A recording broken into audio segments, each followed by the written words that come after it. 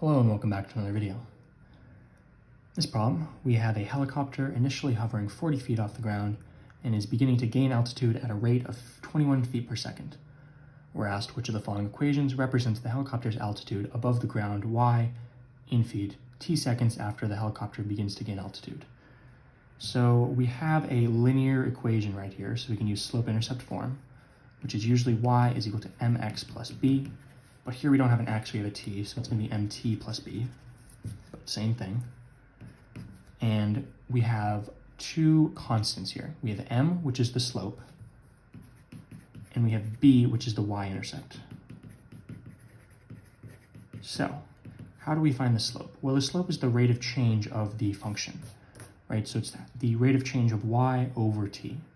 We're told that the helicopter is gaining altitude at a rate of 21 feet per second. So that is your rate of change of the altitude in feet per time second. So your slope m is going to be 21. So y is equal to 21t plus b. What is b? b is the y-intercept. Another way to think about the y-intercept, it's the value of y when x is equal to 0.